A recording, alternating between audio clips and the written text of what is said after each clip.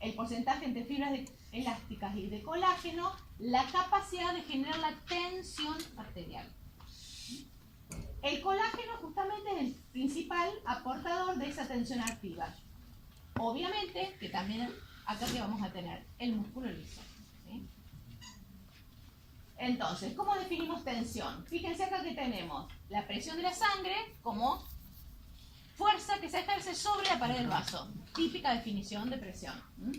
Fíjense que acá, afuera del vaso, tiene presiones también el vaso.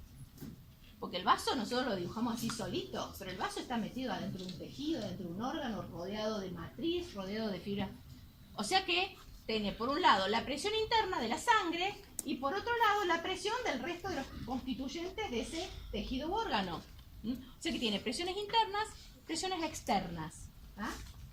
Entonces, por un lado acá tenemos la interna, que es la presión justamente de la sangre. ¿Y qué tenemos? La presión externa, de los tejidos externos.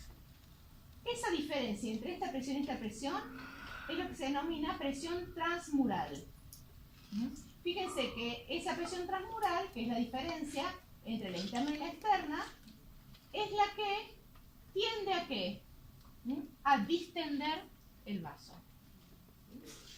Ahora, esta pared, fíjense que las dos presiones que hablamos son interna y externa, ninguna es de la pared, ¿se entiende? Cuando hablamos de el desarrollo de los cambios en la pared debido a estas dos presiones, es la fuerza que se desarrolla en la superficie del vaso, en esa estructura de fibras de colágeno, fibras musculares y algunas fibras elásticas, que es lo que se denomina tensión. ¿Y a qué se opone? Al estiramiento. O sea que hay juegos de tres fuerzas. ¿Sí? Nosotros en general decimos lo mismo, presión, tensión y todo lo mismo, resulta que hay presión interna, presión externa y tensión. Las tres son distintas. ¿Sí? ¿Se entendieron cada una lo que es? La tensión interna es la de la sangre sobre la superficie interna del vaso. La externa es la de todos los otros constituyentes que hay en ese tejido u órgano que ejercen del lado de afuera. Entre esas dos podés sacar un cálculo de la diferencia de presiones que hay, ¿sí? Que es la transmural, presión transmural. Pero a su vez la pared del vaso desarrolla una tensión que se opone a esa diferencia de presiones. ¿Sí? Exactamente. Y eso lo hace como para mantener la estabilidad del vaso. Digamos. Y sí, porque justamente cuando se altera la composición de la estructura del vaso, esa tensión no se desarrolla adecuadamente. ¿Sí? O sea que la tensión es de la pared. Tensión es de la pared. Ese es el concepto. ¿Por qué? Porque lo van a ver, tensión de la pared del vaso, tensión de la pared ventricular, tensión de la pared auricular. Entonces yo no puedo decir que la presión transmural es propia del vaso. O sea, No, porque es la diferencia entre las dos presiones. La tensión, La tensión es la propia del vaso. transmural. La tensión se opone tanto a la interna como a la externa, por lo tanto a la diferencia que es la transmural. ¿Pero cómo es la presión? O sea, ¿para afuera y para adentro o sea, No, la es flexión? tangencial. Espera, ahí está el dibujito. Ahora se los muestro. Fíjense, presión, ¿sí? Presión de adentro, presión de afuera. Este vaso, que es la pared del vaso, va a generar tensiones que van hacia un lado y otro de la pared, que son radiales y que son longitudinales. Ejemplo. A ver. La tensión, cuando ustedes quieren inflar un globo, ¿sí? ¿Qué les pasa al principio? Te cuesta. ¿Saben por qué les cuesta? Porque tienen que vencer la tensión de la estructura del plástico del que está hecho el globo. ¿Se entiende? Una vez que vencen esas fuerzas tangenciales de esa, ¿qué pasó? Se distiende fácilmente.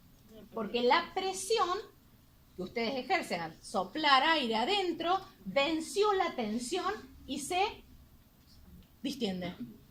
¿Se entiende? Más o menos para que lo puedan relacionar con algo. Son la propiedad de cada material. Son propiedades de los materiales. Por eso hablamos de ley de Hooke. Propiedades de los materiales. Propiedades, en este caso, elásticas y que ahora le sumamos las que estabilizan esa propiedad elástica que son las fibras de colágeno. Y que encima va cambiando a lo largo del árbol circulatorio. O sea, No me quedó bien claro entonces. ¿Externa es constante o Y no va a cambiar. Si hay edema, cambia, por ejemplo. cómo se calcula?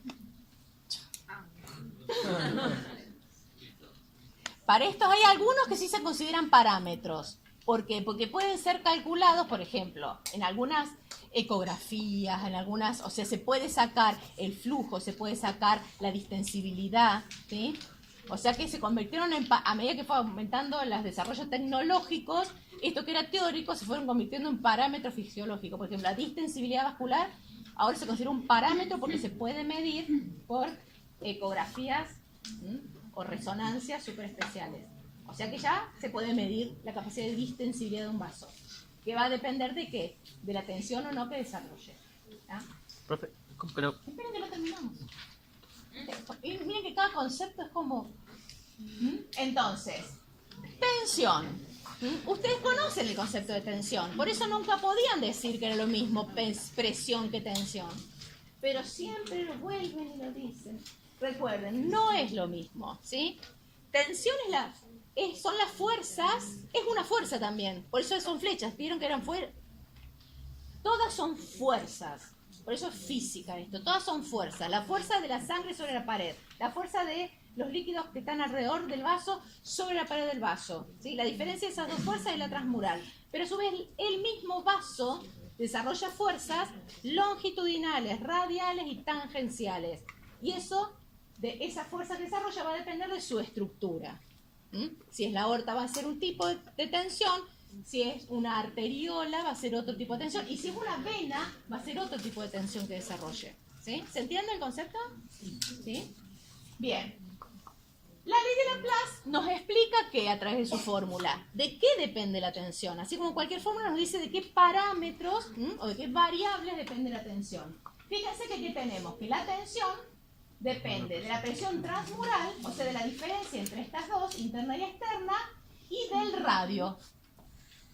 Y son directamente proporcionales. ¿Sí? Del radio del vaso, en este caso sería. ¿Está? Ahora, Laplace ideó esta fórmula para... Usted lo vio en nuestra oficina. ¿Para qué fue pensada esta fórmula? El que estaba estudiando. Las gotas. Sí. Las burbujas. Para entender qué es lo que mantiene, una vez que se forma una burbuja, ¿sí? La mantiene formada y en algún momento explota. Y ahí fue justamente que dijo, la tensión que se desarrolla, que es la tensión superficial, en ese caso, sería lo que homologamos a la tensión que desarrolla la pared. ¿Se entiende? Profe, entonces si hay alguna, o sea, si se supera la tensión de un vaso, por ejemplo, ahí se puede producir un aneurisma debido a eso, o tiene que ver con... Sí, depende, porque ahí está alterada la pared. Entonces, aumenta la presión, se va facilitando. Y encima, ahí va cambiando la velocidad de la respuesta. Después lo estudiarán en patología. Por ahora solamente sepan la diferencia entre tensión y presión y estamos contentos. ¿Qué?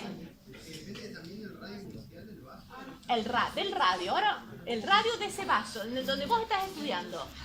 La aorta tiene un radio, que dijimos que era, la clase pasada, ¿se acuerdan? 4 milímetros. No, 4 milímetros la aorta. Chicos, ¿nunca vieron la aorta en anatomía? 5, 6. ¿Me están...? 6 a 12, ¿eh? Vuelvan a anatomía. Vuelvan a anatomía. 5 milímetros. Bueno, fíjense que siempre que hablamos de tensión estamos hablando de una cámara hueca que puede ser el corazón, que tiene un radio, ¿sí? La aorta, o una arteriola, o un capilar. ¿Sí? Todos tienen. Lo que pasa es que van a desarrollar distinta tensión dependiendo de la pared. Ahora, el radio, ¿qué quiere decir esto? Que si aumenta el radio, ¿qué pasa con la tensión? Aumenta, ¿sí? Y si aumenta la presión transmural, aumenta la tensión. Ahora, ¿eso fue diseñado para qué? Las burbujas. Dijimos, aumentaba el radio de las burbujas, aumentaba la tensión. Pero resulta que esas burbujas, le falta algo que las paredes tienen.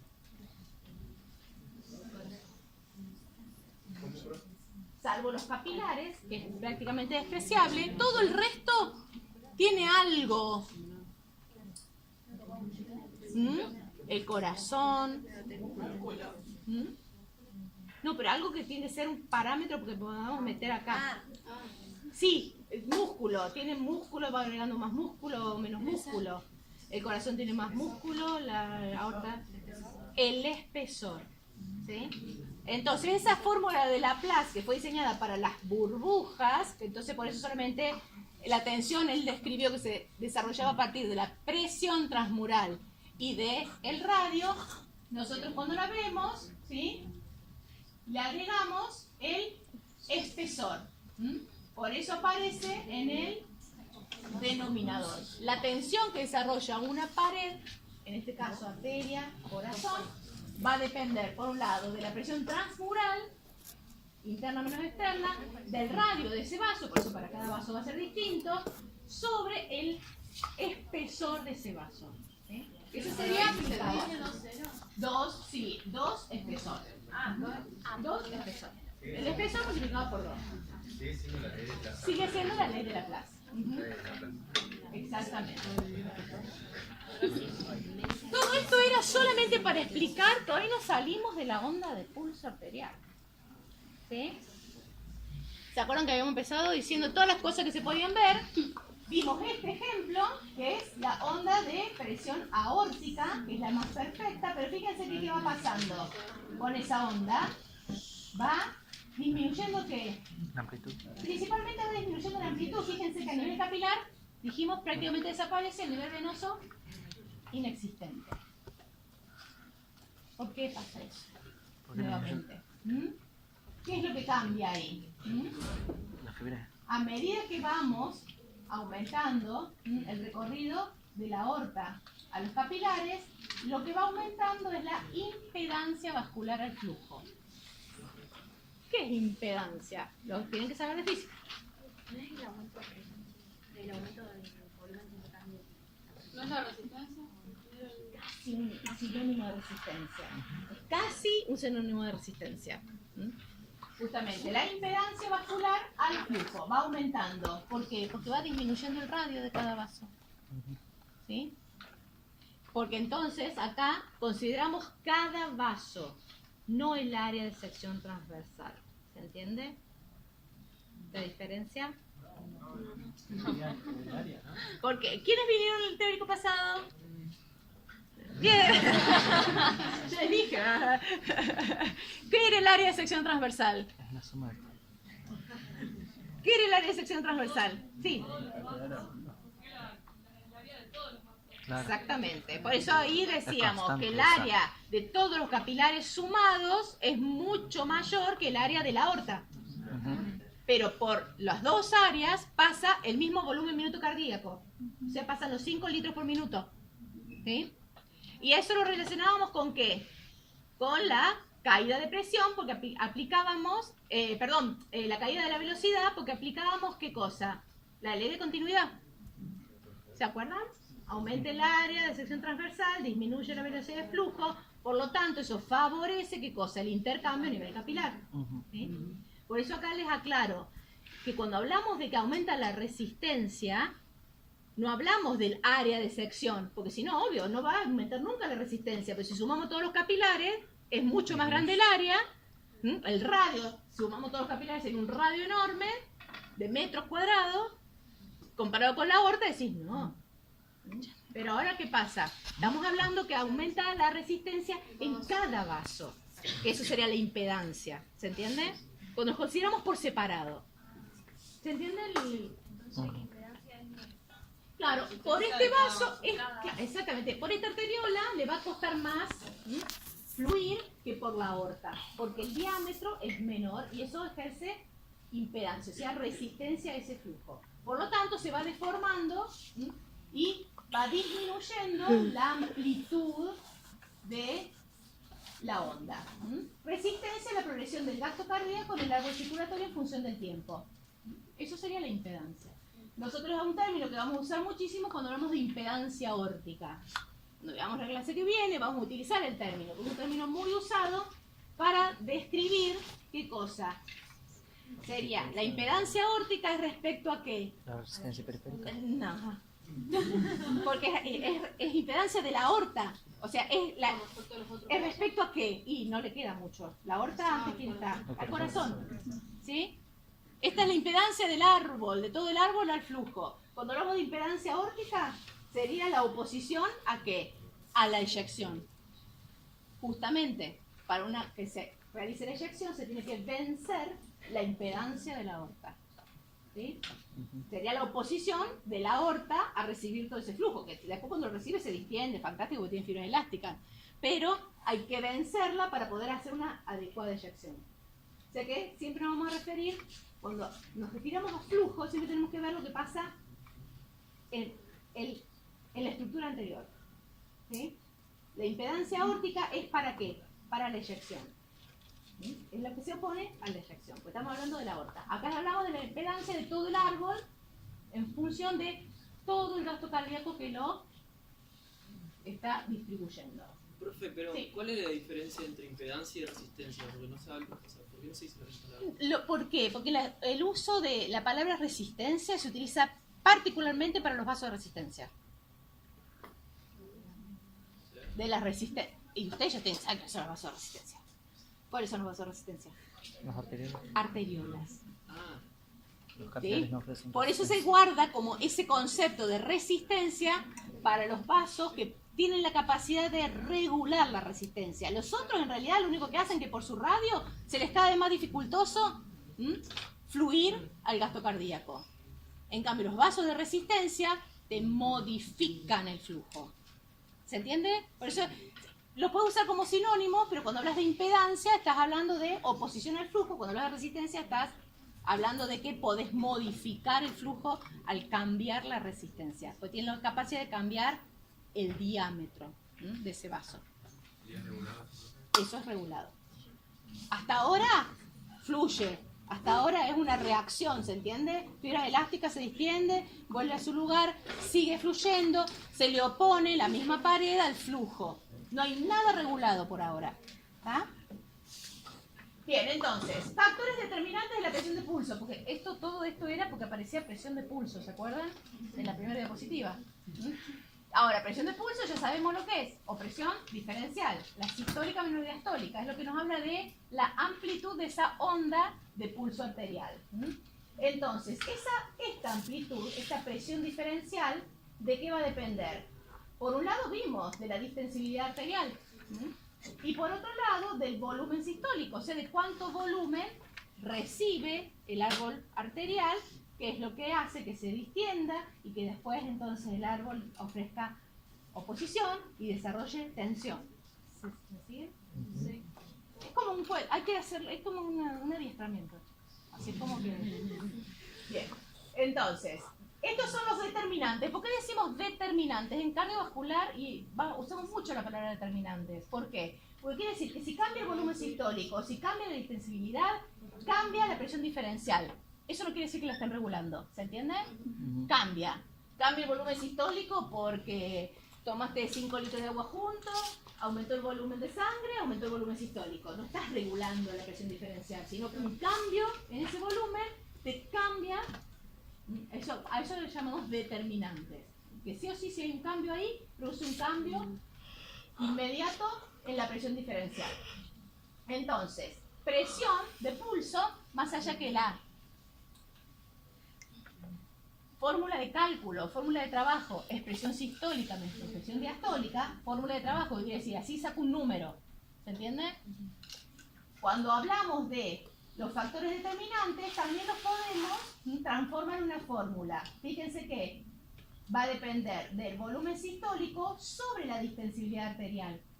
O sea, ¿qué quiere decir? Que la distensibilidad arterial se opone a la presión diferencial. O sea que a medida que aumenta esto, ¿qué pasa? Disminuye la presión de pulso. Bien, entonces vamos a ver bien el término distensibilidad, porque es otro término, así como tenemos presión y tensión, que ahora ya saben que no es lo mismo, tenemos distensibilidad y compliance. que muchas veces se usan como sinónimos, pero no son exactamente sinónimos. ¿Sí?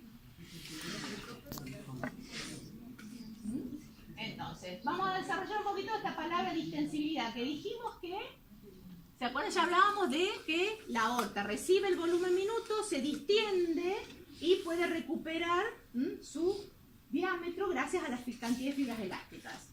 O sea que cuando hablamos de distensibilidad, en general lo relacionamos con la elasticidad de ese vaso.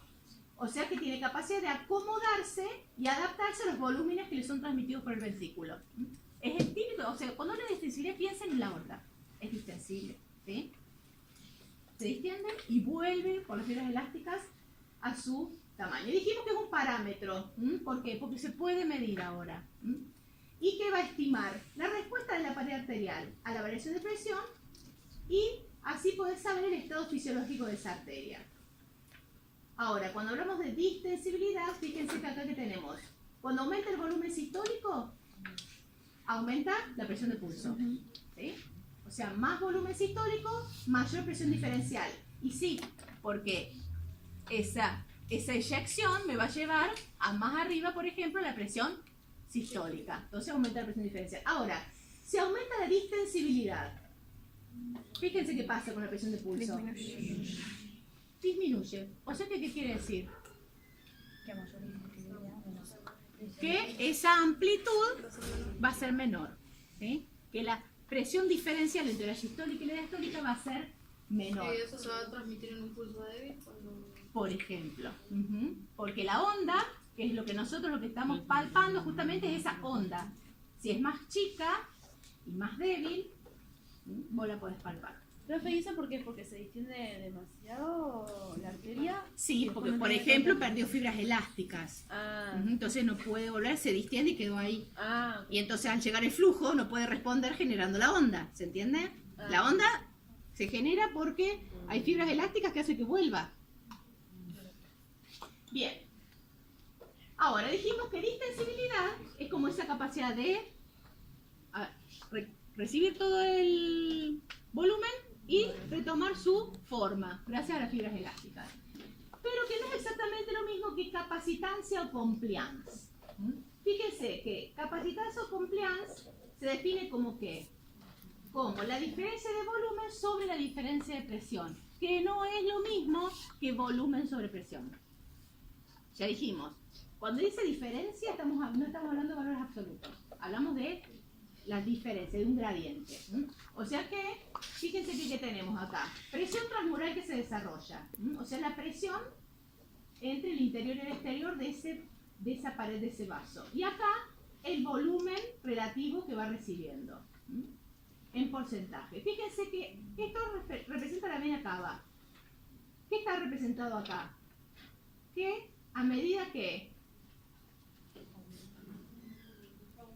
¿Qué pasa acá? Aumentó un montón el volumen. ¿Qué pasó con la presión transmural? ¿Aumentó? O sea que tiene la capacidad de recibir gran volumen sin generar presión. ¿Se entiende? Eso es, por eso se les llaman vasos de capacitancia. Porque tienen una gran compliance o capacitancia. O sea que, ¿qué quiere decir eso? Que pueden recibir gran cantidad de volumen sin aumentar la presión. Eso es la definición de compliance o capacitancia. Ahora, si lo comparamos con la aorta, fíjense la aorta. ¿Qué pasa acá? ¿Ven? Y acá, más o menos aparentemente, ¿ven? A mismo volumen relativo, cerca de 400. Fíjense, a cerca de 400, ¿qué presión transmural desarrolló? 10, 15, 25, supongamos acá. Fíjense acá, a 400, ¿qué presión transmural desarrolló? 200. ¿Sí? O sea que no tiene gran compliance o capacitancia comparado con ¿qué? Con las venas. ¿Sí? ¿Por qué? Porque a medida que llega el volumen, desarrolla presión. ¿Se entiende el concepto? Bien. Entonces, hablamos, ¿es distensible la aorta? Sí, es distensible. Dijimos que se distiende y que por las fibras elásticas vuelve, pero a su vez tiene la capacidad de desarrollar tensión por presión. Por lo tanto, no tiene gran compliance. ¿Se entiende la diferencia? No, esto es porque la pared es muy finita. Vos comparas la pared de las venas y la pared de las arterias, la capa muscular es muy chiquita y fíjense que en general, cuando ustedes lo vieron en los cortes histológicos, ¿cómo están las venas? ¿Cómo es la diferencia? Ahí, rápido, esta es una arteria y esta es una vena, cuando ven el preparado. Una la ven redondita y la otra la ven colapsada. ¿Justamente por qué? Por esto. ¿Sí? También se ve que la vena no tiene casi músculo. Exactamente. ¿Se acuerdan que dijimos que la tensión tenía parte de colágeno y músculo liso? Bien, entonces, ¿por qué es importante conocer estos principios? ¿Por qué? Fíjense, esto sería lo normal que vimos hasta recién. Contracción ventricular, eyección, efecto Wilkinson, aumenta acá y después, por la elasticidad de la aorta, mantiene el flujo pulsátil a lo largo del árbol arterial. Pulso arterial. Ahora, ¿qué pasa si esa aorta, fíjense, recibe el volumen sistólico, pero perdió su capacidad elástica? Fíjense qué pasa. ¿Qué pasa en estos vasos? Reciben menos presión. ¿Ven? Y no se genera la onda de pulso. Entonces tienden a colapsarse. Obviamente que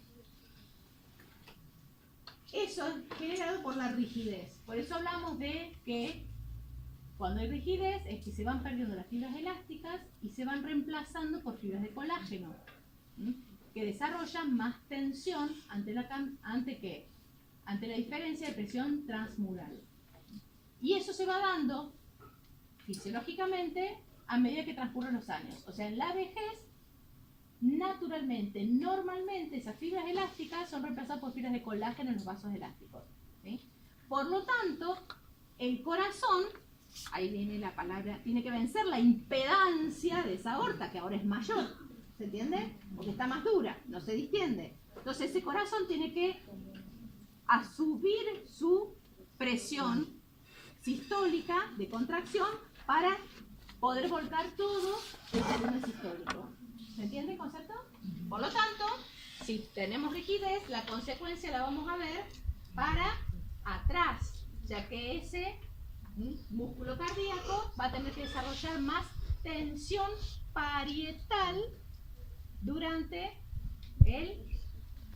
¿pero durante cuál? Durante la sístole, pero la contracción isovolumétrica principalmente. Ahí tiene que desarrollar mucha más tensión para vencer la impedancia aórtica. ¿Sí? Fíjense que hablamos de tensión parietal, porque lo que se desarrolla es la tensión en la pared del miocardio, como se desarrolla la tensión en la pared de las arterias. ¿Sí? ¿Cómo? Si la presión isovolumétrica va a depender de las válvulas. Sí. ¿Cómo se podría aumentar? ¿Qué tiene que ver con lo que pasa después de la aorta? Porque la válvula también va a estar comprometida en su funcionamiento. Y a su vez se puede abrir la válvula, pero si la aorta no recibe, entonces tiene que hacer más fuerza todavía en su contracción para terminar de eyectar todo el volumen, porque no está el efecto Wilkinson. ¿Se entiende? La presión sanguínea en esos casos disminuye o baja. En los adultos mayores la presión sanguínea No, aumenta, porque es como una forma de compensar de mantener el flujo. ¿De qué otra forma vas a poder mantener el flujo si la onda se te está desarmando? Manteniendo la resistencia de los vasos. Entonces, en los ancianos es normal tener una presión arterial un poco más elevada, porque es lo que te asegura el flujo o la perfusión de todos los tejidos. Llego con la presión alta, ¿se la bajaste?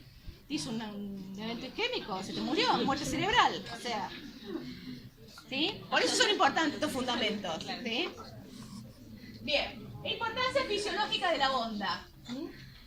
Actúa como ese motor extra, después del corazón, para movilizar la columna sanguínea por el árbol. ¿Les quedó claro cómo lo hace por el efecto Wilkinson? La velocidad de la onda de pulso en la aorta, cuando está en la aorta, es de 5 metros por segundo. ¿Se acuerdan que iba entre 5 y 10? La onda, dependiendo del árbol arterial. Es un efecto que funciona como amortiguador y hace que el flujo sea continuo. ¿Se acuerdan el ejemplo? Que si no, se cierran las válvulas, se vacía el árbol, entonces parecía que llenamos, vaciamos, llenamos, vaciamos. Con el efecto Wien-Kiesel se mantiene el llenado de todos los vasos a lo largo de todo el ciclo cardíaco.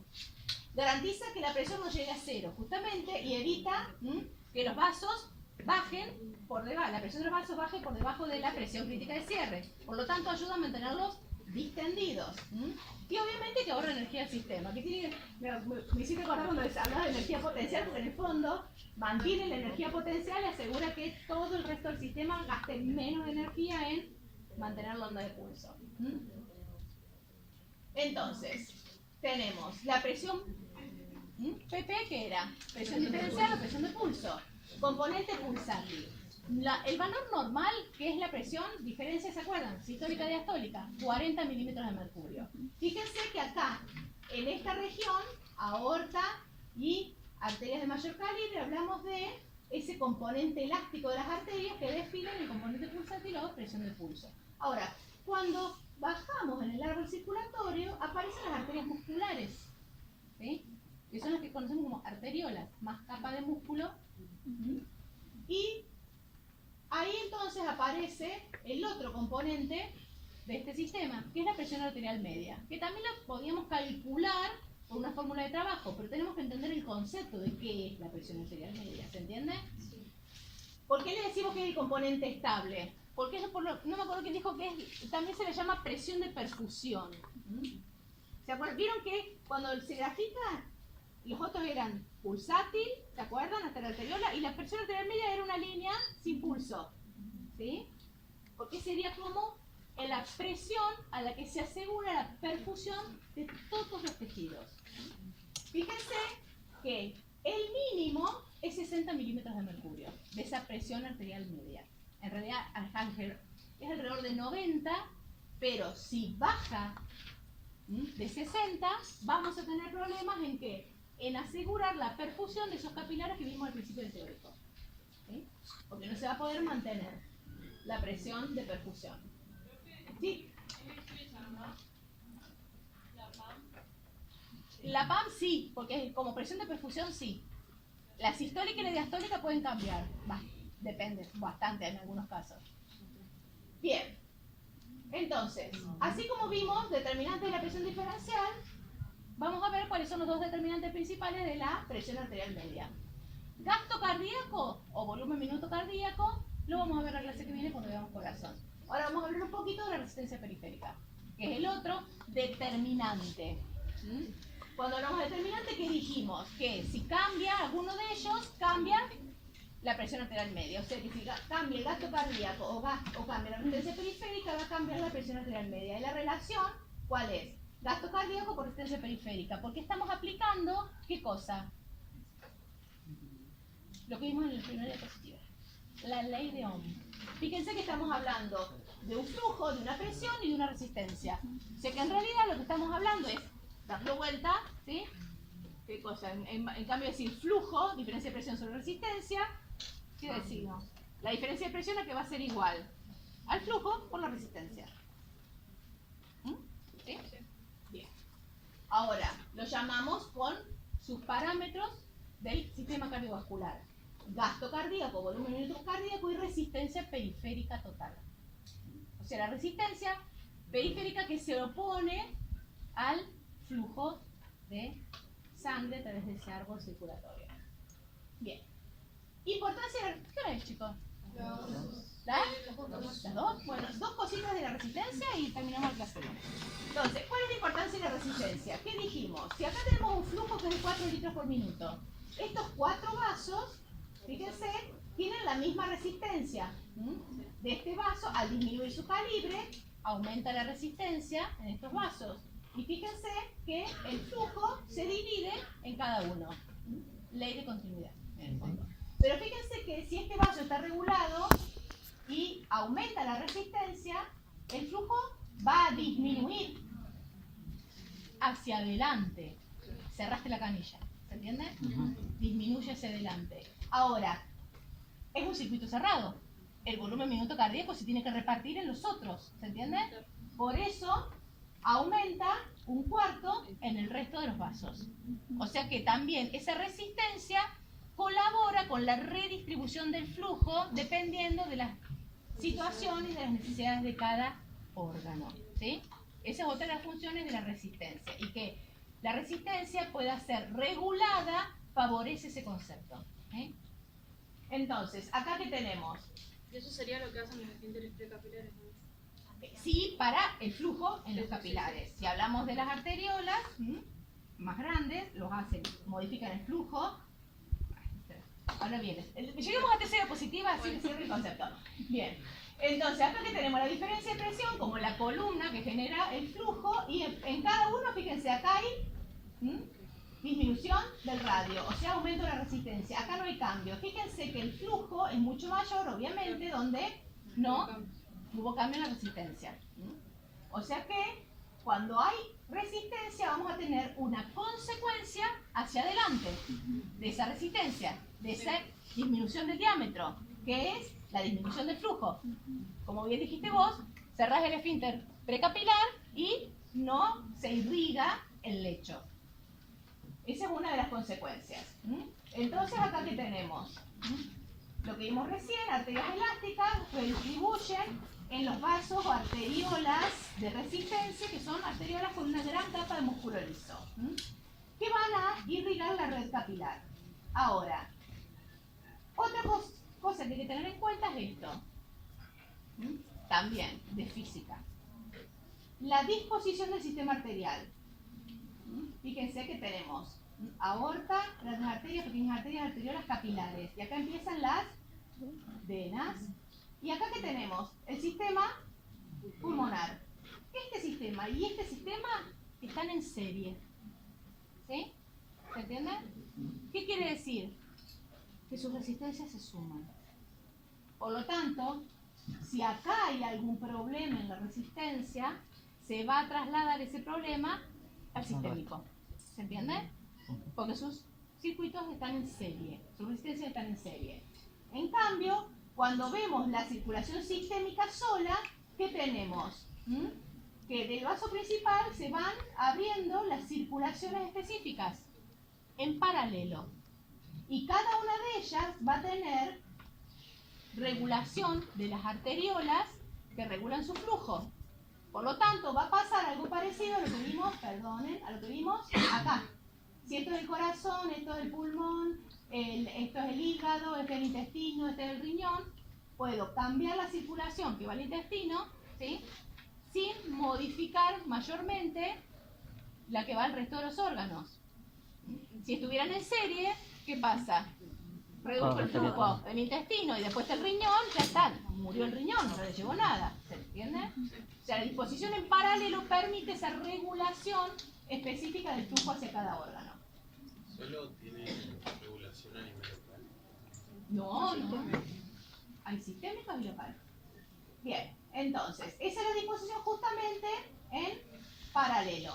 Que la resistencia total del sistema es mucho menor, porque la suma total de la resistencia es la inversa de cada una de las resistencias. ¿Sí?